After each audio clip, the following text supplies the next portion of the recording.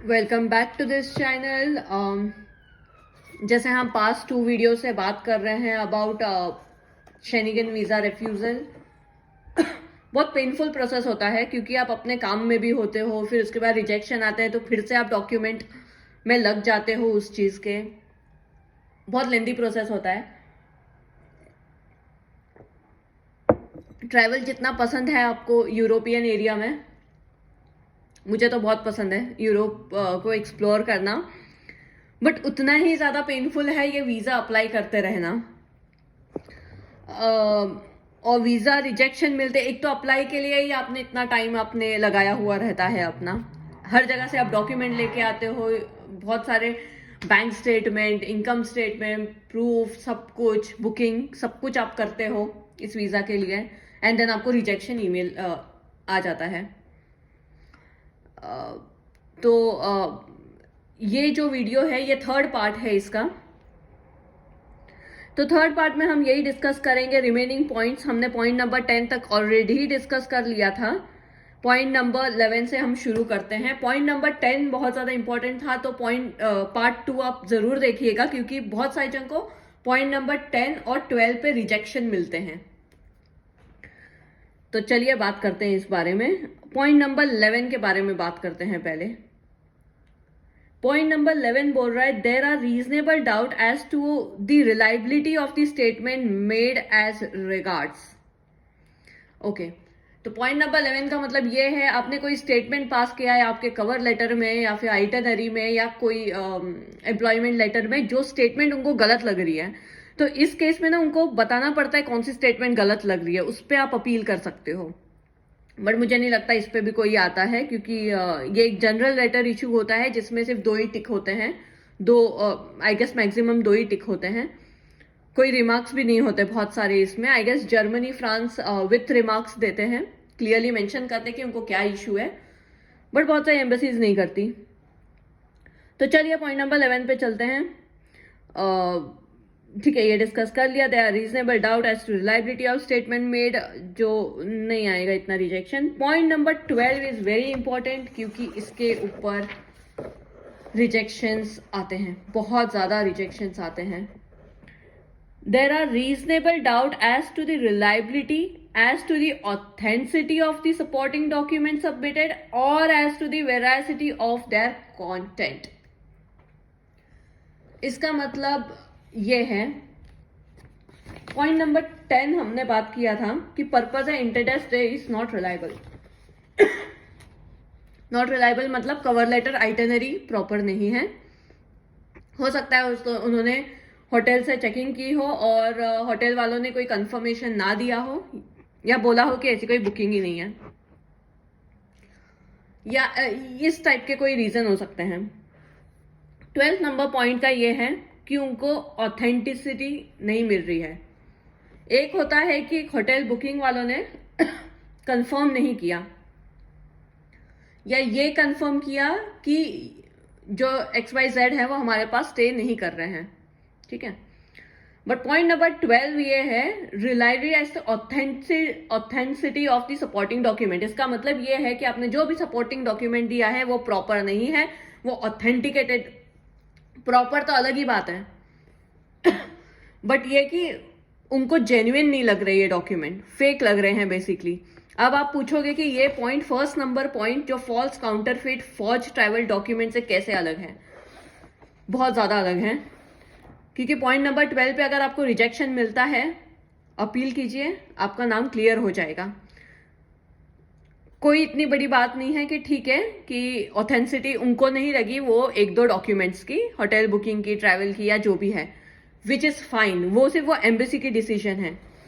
But point number 1 में अगर rejection आता है तो आप पे आप ब्लॉक हो जाते हो बेसिकली। ये बहुत बड़ा पॉइंट है। नेक्स्ट 6 to 12 मंथ शायद आपको वीजा ना मिले फिर से। आप वीजा किसी दूसरे कंट्री से भी आप अप्लाई करोगे तो भी आपको नहीं मिलेगा, क्योंकि आप एक फ्रॉडस्टर टाइप के बन चुके हो अभी। पॉइंट नंबर 1 के में रिजेक्शन आता है तो it's very very critical. Point number 1 पे रिजेक्शन आना इट्स वेरी वेरी क्रिटिकल। और ऐसा है, इसके बाद शेनिगन वीजा तो दूर की बात है, फिर यूके वीजा भी मिलना मुश्किल होगा, यूएस वीजा भी मिलना मुश्किल हो सकता है आपका। बट पॉइंट नंबर 12 ऐसा नहीं है। पॉइंट नंबर 12 से ऑथेंटिसिटी के बारे में बात करता है कि अपने सपोर्टिंग डॉक्यूमेंट जो है वो मेरे हिसाब से नहीं है ऑथेंटिकेट। मैं ये नहीं बोल रहा फ्रॉड है या फ्रॉड है या काउंटरफिट है, नहीं, मुझे नहीं पता क्या है, मैं नहीं वेरीफाई कर पा रहा, विच इज स्टिल फाइन, आप अपील में इसको क्लियर करवा सकते हो।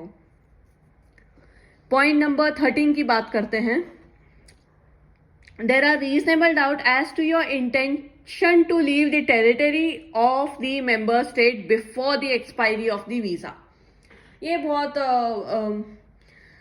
ये तब आता है, ये पॉइंट पे आपको टिक तभी आएगा सपोज आप सेल्फ एम्प्लॉयड हो, फ्रीलांसर हो, बिजनेस हो आपका, तब जाके इस पॉइंट पे, या आप अनएम्प्लॉयड हो। ये थोड़े बहुत कंडीशन है जिसमें आता है। अब आप पूछोगे कि ऐसा क्यों, अगर मेरा बिजनेस है, वेल टू डू बिजनेस है, तो क्यों आना चाहिए ये टाइप का रिजेक्शन? आपने बैंक स्टेटमेंट दिया, सब कुछ दिया। द थिंग इज, उनको ये फीलिंग आती है कि आप वहां पे जाके आप टूरिस्ट वीजा पे चले जाओगे और कभी एग्जिट ही नहीं करोगे शेनिगन एरिया। आपको लगेगा ऐसा कौन करता है, बट ऐसे बहुत सारे लोग हैं, स्पेशली इटली में और भी बहुत सारी जगहों पे, जो इस तरीके से रहते हैं, जो एक बार टूरिस्ट वीजा पे आते हैं और फिर छोड़ के नहीं जाते हैं और वो वहां पे ऐसे ही स्टे करते हैं। और हाँ, मतलब है चीजें ऐसी जो होती हैं, जो कुछ लोग इस तरीके से चीजें करते हैं। तो ये बहुत इंपॉर्टेंट है। There is reasonable intention to leave the territory of a member state before the expiry of visa. अब इस पॉइंट को आप ट्रैकल इस तरीके से कर सकते हैं, कंपनी का लेटर आप दे दीजिए, आप जहां पे भी आप काम करते हो, आप बताइए कि आपका घर है, जहां से भी आप अप्लाई कर रहे हो, कि आपका खुद का घर है वहां पे, आपकी खुद की फैमिली है वहां पे, आपकी खुद की एक लाइफ है वहां पे, आपका जो भी फाइनेंस है वो उधर से ही जुड़ा हुआ है, और आपको कोई इंटेंशन नहीं है शेनिगन एरिया में सिर्फ ट्रैवल पर्पस को छोड़ के किसी और पर्पस से जाने का। तो इस चीज को टैकल करना थोड़ा इजी है। But again I am saying, rejection जो आए हैं पास्ट में, अगर आपका बिजनेस है, अगर आप फ्रीलांसर हो या सेल्फ एम्प्लॉयड हो, इन सब कंडीशन में रिजेक्शंस आए हैं और इस पॉइंट पे भी टिक हुए हैं। इस पॉइंट का मतलब वही है कि आपका जो बेस है, आप जिस भी कंट्री से, सपोज आप इंडिया से अप्लाई कर रहे हो स्विट्जरलैंड के लिए, तो आपको स्विट्जरलैंड को बताना पड़ेगा कि यार इंडिया में तो हमारा घर है खुद का, हम या तो रेंटेड अपार्टमेंट में रह रहे, लॉन्ग टर्म टेनेंसी है हमारी, बिल्स दीजिए उनको कि वहीं पे है, आप वहां पे ही काम करते हो, आप लेटर इश्यू कीजिए अपने कंपनी के तरफ से, पे स्लिप दीजिए आप। इस तरीके से आप इस चीज को हैंडल कर सकते हो, which is very easy. But again क्या होता है ना, अगर आप सेल्फ एम्प्लॉयड और बिजनेस कैटेगरी में आ जाते हो तो उनको थोड़ा ये रहता है कि कहीं ऐसा ना हो या आके फिर एग्जिट ना करे या बिजनेस सेटअप कर ले, इस तरीके की चीजें होती है। तो आई गेस 13 पॉइंट क्लियर है। 14 point, sufficient proof that you have not been in a position to apply for a visa in advance justifying application for a visa at a border was not provided। चलो इस पे ज्यादा बात नहीं करते हैं, क्योंकि ये उस केस की बात कर रहा है कि जब आप बॉर्डर पे ही खड़े हो और आप वीजा मांग रहे हो, तो आपको बताना पड़ेगा कि आप पहले क्यों नहीं आपने मांगा। तो ये सब बहुत क्रिटिकल चीजें हैं, ये सब बहुत एक्सट्रीम केस में होता होगा, जब एक पर्सन को कंट्री छोड़ के जाना है अर्जेंट बेसिस पे, तो इसके बारे में ज्यादा बात नहीं करेंगे। 15 पॉइंट ये है, justification for the purpose and condition of intended airport transit was not provided. आपको पता होगा कि एयरपोर्ट ट्रांजिट के लिए भी वीजा चाहिए रहता है। एयरपोर्ट ट्रांजिशन जो होता है उसमें भी वीजा चाहिए रहता है बहुत सारी कंट्री का, वो भी कॉम्प्लिकेटेड प्रोसेस है। उसमें भी मैंने एम्बेसी से बात की हुई है पास्ट में, बिकॉज मुझे एक जगह जाना था जहां पे चीप फ्लाइट टिकट्स के लिए एक जगह ले ओवर था, तो वो ले ओवर के टाइम पे मैं कंफ्यूज थी कि मुझे ट्रांजिट वीजा लेना है कि नहीं, क्योंकि ले ओवर सिर्फ 1 या 2 आवर का था। उसमें भी बहुत सारे चीजें होती हैं एयरपोर्ट ट्रांजिट के सिचुएशन में, बहुत दिलचस्प होती हैं वो सारी सिचुएशंस, किसी और टाइम पे बात करेंगे उस पर। So basically, justify purpose and condition intended airport transit was not provided. Airport transit के टाइम पे भी आपको बताना पड़ता है आप क्यों ट्रांजिट ले रहे हो, उससे क्या आपका रीजन है ट्रांजिट उधर से ही लेने का.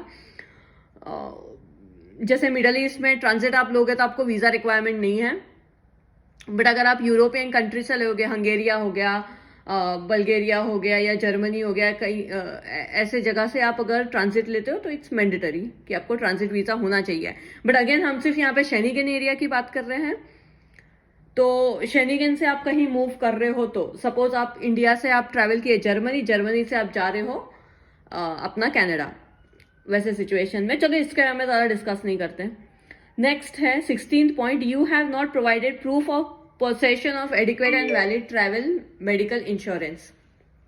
ये भी काफी इजी है. मेडिकल इंश्योरेंस आपका होना मैंडेटरी है 1 ईयर के लिए, 6 मंथ या 1 ईयर जो भी आपका ट्रैवल पीरियड है उसके लिए. 17th one, revocation of visa was requested by the visa holder. इस पे भी बात नहीं करते हैं क्योंकि ये तो यार आप खुद ही वीजा रिवोक की बातें कर रहे हैं. तो इस तरीके से हमने कंप्लीट किया. आई होप कि ये वीडियो आपको काम का आया हो. इसका पर्पज यही था कि यार मैंने बहुत ज़्यादा स्ट्रगल किया, 2 या 3 दिन लग गए कि एग्जैक्टली रीज़न क्या है ये, मतलब रिजेक्शन का, क्योंकि ये फर्स्ट टाइम रिजेक्शन था और हमें ऐसा लगा शायद कहीं इश्यू ना हो जाए फिर से शेनिगन वीज़ा अप्लाई करते टाइम, या क्या करना चाहिए. अगर आपको आपका रिजेक्ट होता है आपको डेफिनेटली अप्लाई करना, अपील करना चाहिए सबसे पहले, अगर फ्री ऑफ कॉस्ट है तो, क्योंकि बहुत सारे जो कंट्री है उसके लिए भी कॉस्ट है 170-180 यूरो या समथिंग. उस केस में मतलब सेंस नहीं बनता. बट अगर आप जैसा मेरा केस था कि जहाँ पे आपका अपील के टाइम पे सिर्फ डॉक्यूमेंट प्रेजेंट करने, that's it, no additional cost, ऐसे टाइम पे आपको डेफिनेटली अपील करना चाहिए. और आई होप आपको सक्सेस मिले, और नहीं भी मिले तो एटलीस्ट आपका नाम क्लियर हो जाएगा रिकॉर्ड्स में. सो कि आपके तरफ से कोई फॉल्ट नहीं था, इट जस्ट उस टाइम पे वीज़ा नहीं मिल पाया, that's the only thing. So good luck with your Schengen visa process and happy journey.